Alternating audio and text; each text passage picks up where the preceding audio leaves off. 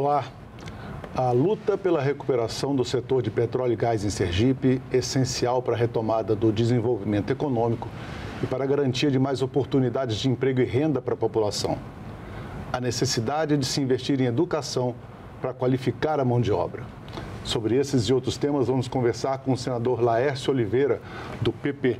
Senador, muito obrigado pela sua presença no programa. Prazer muito grande, Silvio, estar aqui com você nesse momento tão especial. Prazer é todo nosso, agradecemos a sua presença no estúdio. Vamos começar falando dessa questão que eu tratei no início. O setor de gás e petróleo em Sergipe, que era importantíssimo, está conseguindo finalmente ter uma retomada de atividade. Tivemos algumas boas notícias, né? O Estado viveu alguns anos de insegurança nesse setor, que o senhor pode contar para a gente daqui a pouco, e as mudanças da política na Petrobras, principalmente, né, na década passada, quando ela passou a investir na prospecção de petróleo mais de profundidade, no pré-sal, e começou a se desfazer de ativos dos campos terrestres e também dos campos de baixa profundidade, impactou muito a economia de Sergipe. Mas no ano passado, principalmente no segundo semestre, algumas boas notícias, né, senador? O que aconteceu que mudou esse cenário? Pois é, né? Eu vou fazer uma análise muito rápida para você e os telespectadores para posicionar bem o histórico de Sergipe nessa área de minério. Na década de 60, o Estado viveu uma revolução. Existe um Estado de Sergipe antes da década de 60 e depois dos anos 60, quando foi descoberto o maior campo onshore do Brasil.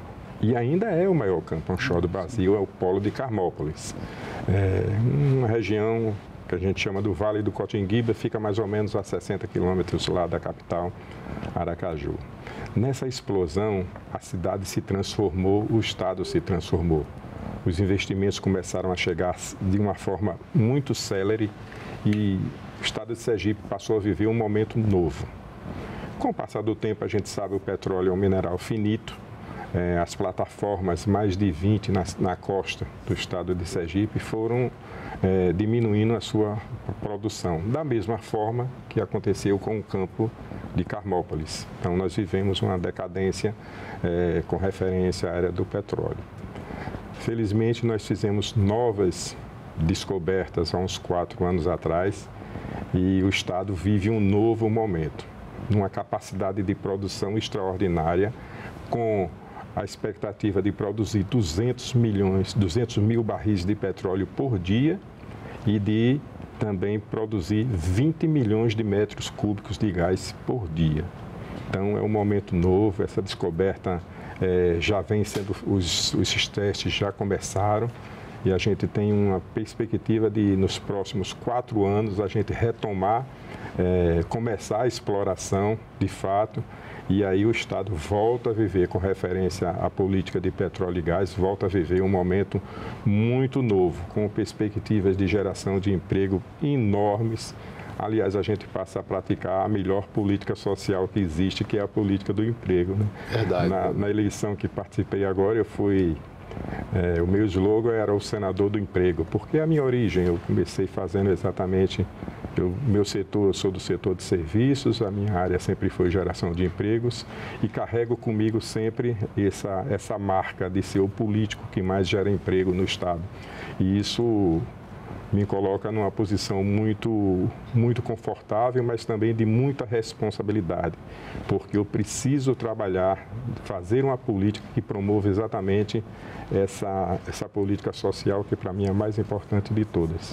Nós vamos até mostrar aqui para o espectador, para eles terem uma dimensão. O senhor já deu algumas informações, nós estamos aqui no Infragal. São 11 campos integrados, né, de petróleo e gás em Carmópolis. Isso. Uma estrutura enorme que inclui inclusive o oleoduto e terminal aquaviário. A produção diária no ano passado estava muito baixa, né? Baixíssimo, a gente viu aqui realmente no infográfico muito aquém do que os poços podem oferecer para Sergipe e para o Brasil, né? E aqui é o dinheiro que a empresa nova que adquiriu lá, que é a Carmo Energy, né? Ela pretende investir em 5 anos 800 milhões de dólares para fortalecer a produção no campo, com uma potencial geração só de empregos diretos e indiretos, diretamente relacionados aos postos, 2.500.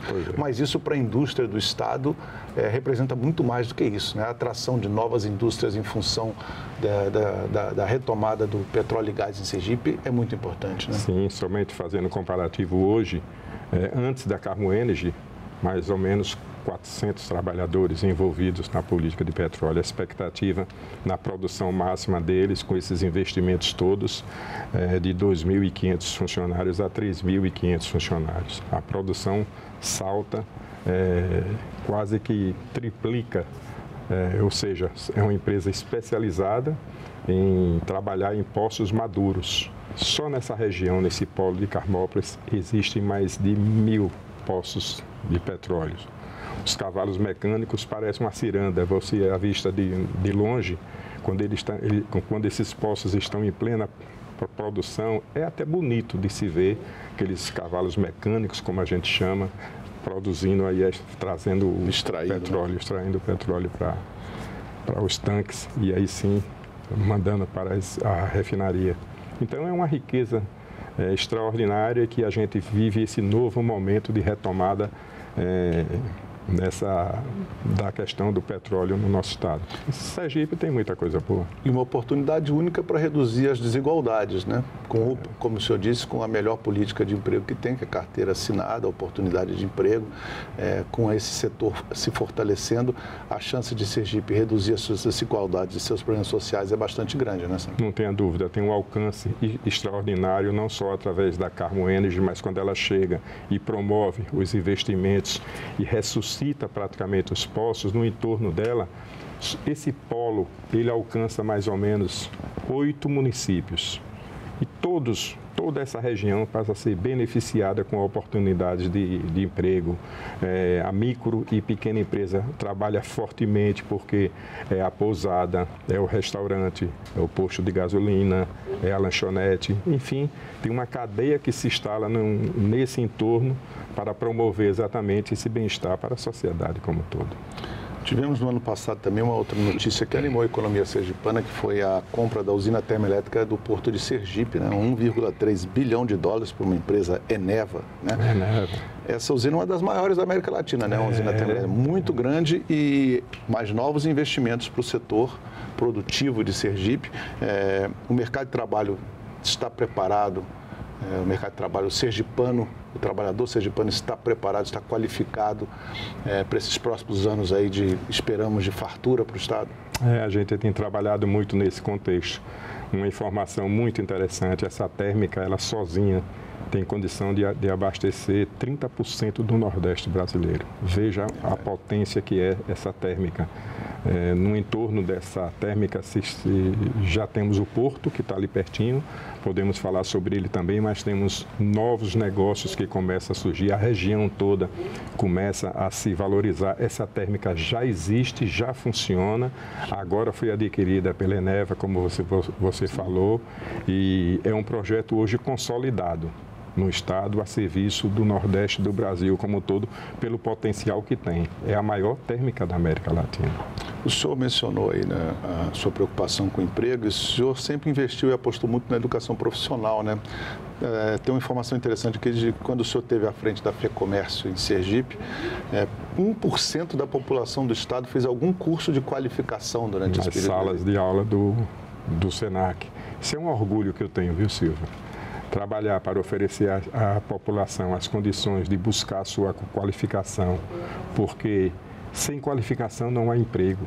É preciso oferecer à população, mesmo para aqueles que não podem pagar o curso, e o SENAC tem essa política de oferecer os cursos gratuitamente para as pessoas que não têm nenhuma condição. Isso foi possível através de um projeto que eu fiz quando eu era presidente, junto com a diretoria, que levei o sistema SENAC para o estado inteiro, espalhei em várias regiões unidades extremamente bem qualificadas. E essas unidades passaram a oferecer na região cursos que tenham uma característica marcante com a região. Não adianta eu ir para uma região que a vocação é, por exemplo, comércio, para oferecer um curso totalmente díspare daquilo que é a vocação daquela região.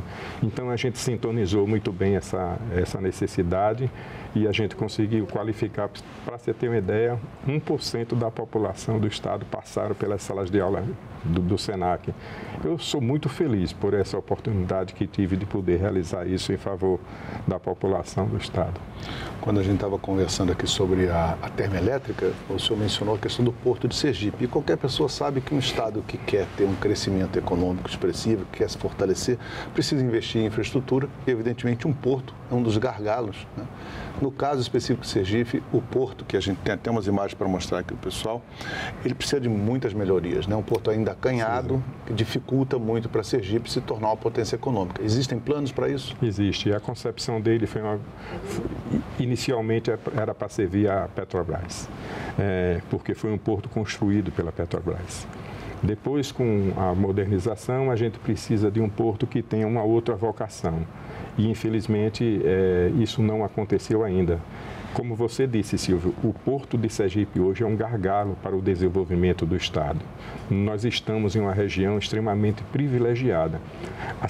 A posição geográfica do Estado de Sergipe, se a gente abrir um compasso em um raio de 500 quilômetros, a gente tem uma população de 50 milhões de brasileiros. Então, veja o potencial incrível.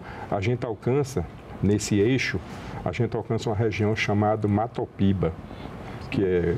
Maranhão, Tocantins, Piauí e Bahia. Pronto. E esses 4 estados têm um celeiro extraordinário de grãos. E é mais próximo, nessas 4 regiões, é mais próximo você exportar através pelo Porto de Sergipe do que por qualquer outro. Suape, o próprio o da Bahia.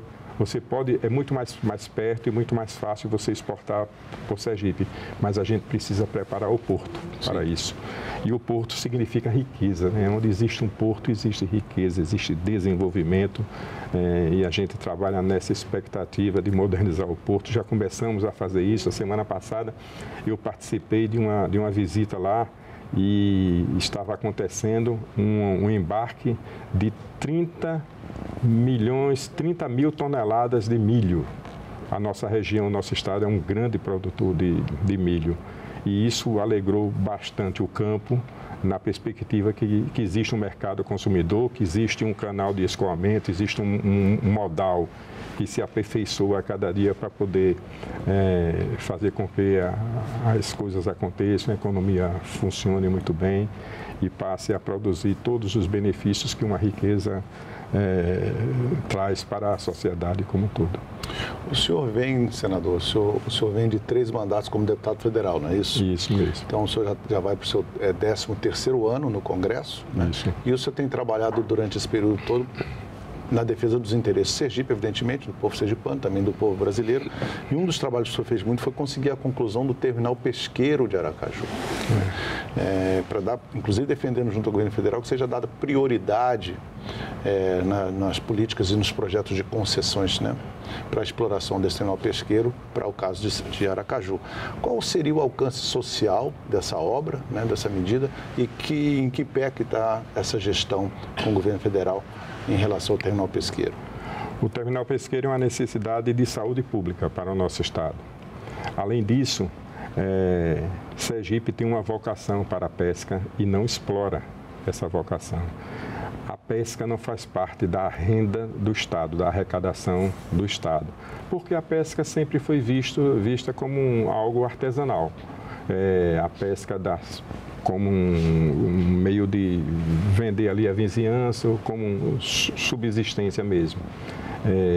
Mas tem muito potencial que precisa ser explorado e que pode ser explorado.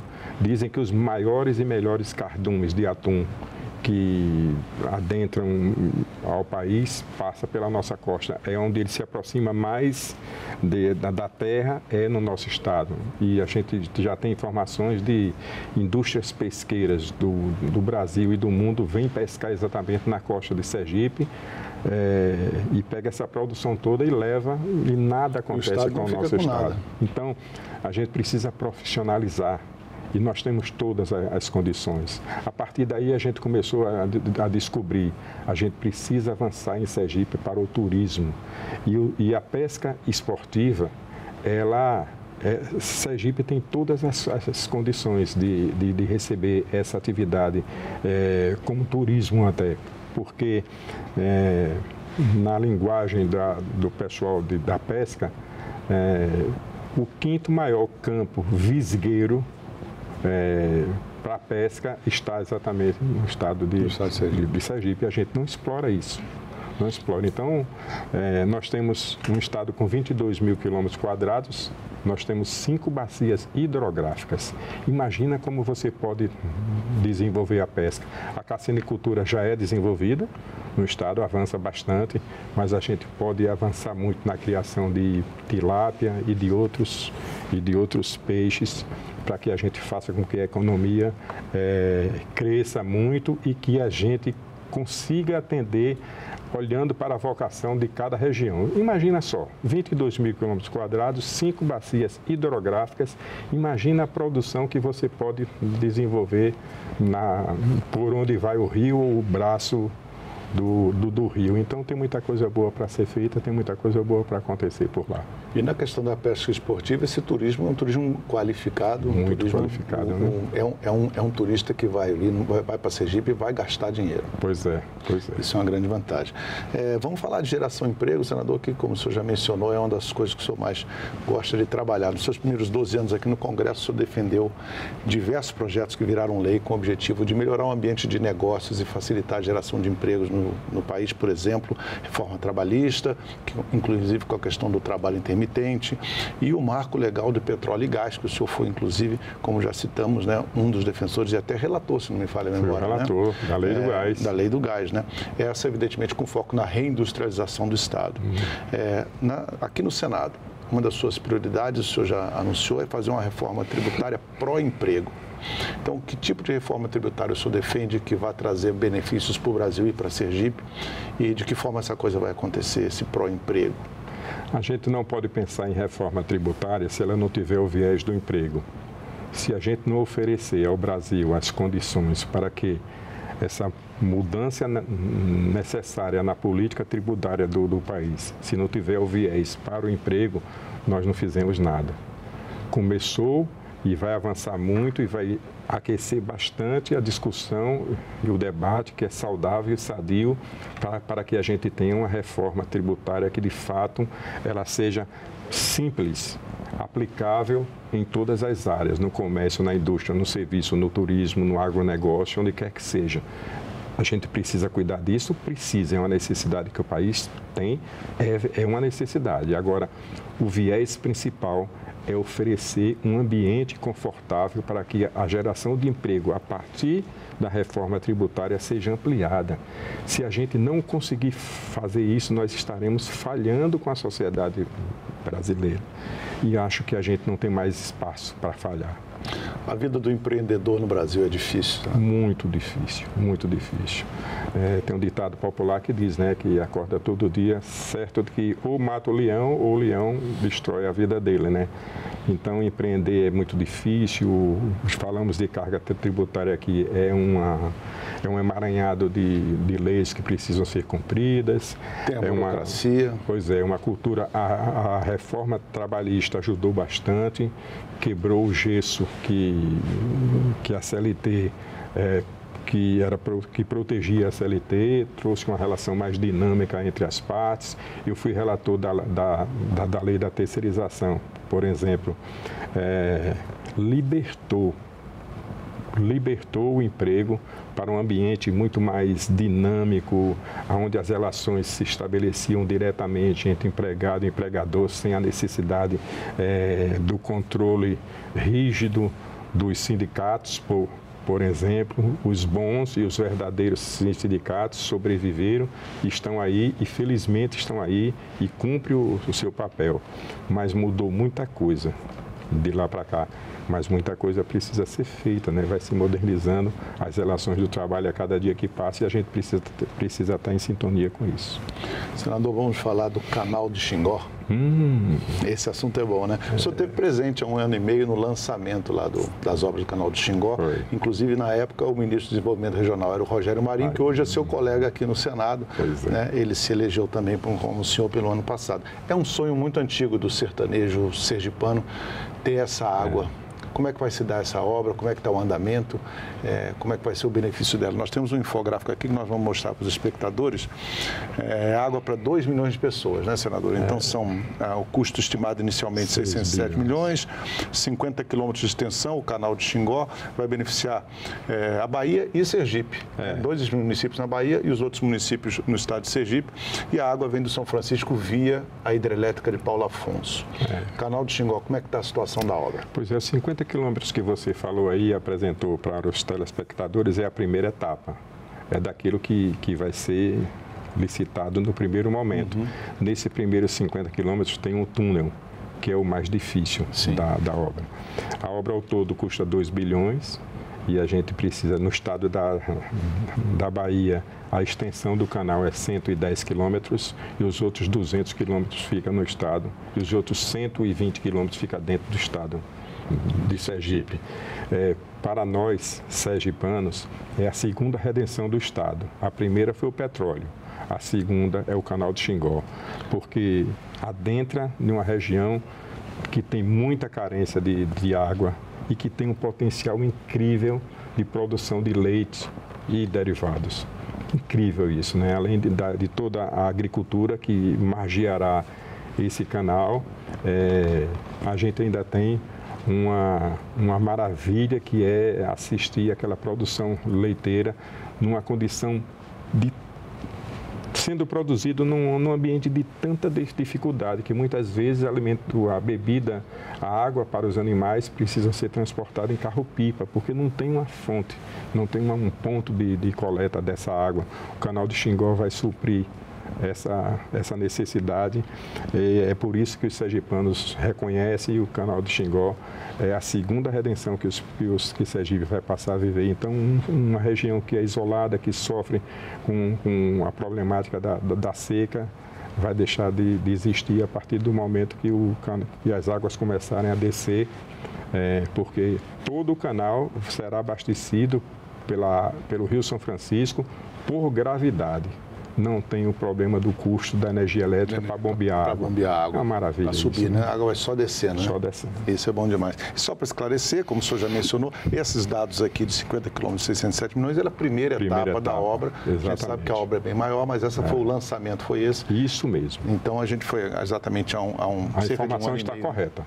Isso aqui é para o primeiro momento. Inicial, para o primeiro momento, mas já existe um prazo para finalização da obra, a entrega completa? Não, existe. Não. Não. Vai começar uma segunda etapa aí que deve ser anunciado nos próximos dias. Existe um entendimento do governo com o TCU, tem uns ajustes para fazer no edital que será lançado logo em breve, para a gente começar a avançar. O clima é de muito otimismo com esse novo momento. Com certeza. Senador, nós temos ainda um assunto para tratar com o senhor no final do programa, que agora temos cerca de 3 minutos, me informa a diretora, e a gente vai falar sobre os recursos para a saúde que o senhor trabalhou durante todos esses 12 anos lá na Câmara dos Deputados e pretende certamente fazer isso aqui no Senado. O senhor transferiu muitos recursos, conseguiu recursos federais no orçamento da União para transferir para a saúde do Estado.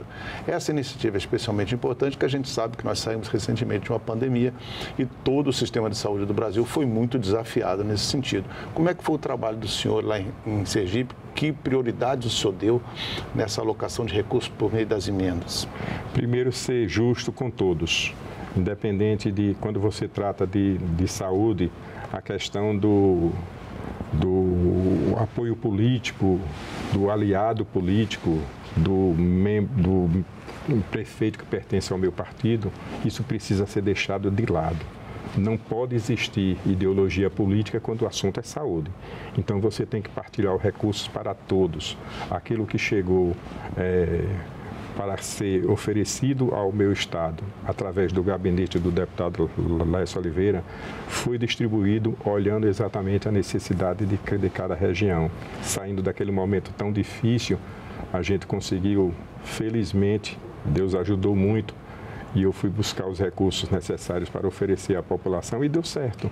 Felizmente, muito recurso foi distribuído e hoje a gente tem muito que falar sobre isso, na certeza de que no Senado meu compromisso é de continuar trabalhando pelo desenvolvimento do meu país, desenvolvimento do meu Estado, desenvolvimento em todas as áreas. não só na política de geração de emprego, mas de bem-estar da população. E o bem-estar, nós estamos falando de saúde na veia, né? Eu acho que isso é muito importante. Senador Lécio, muito obrigado pela sua participação no nosso programa.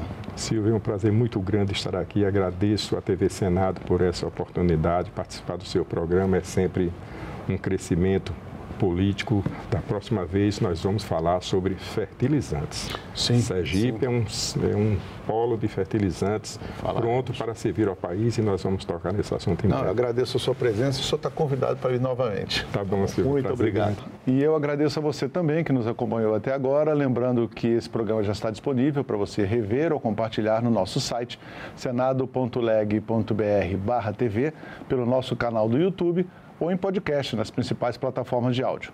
Obrigado pela sua companhia e até o próximo Assunto de Estado.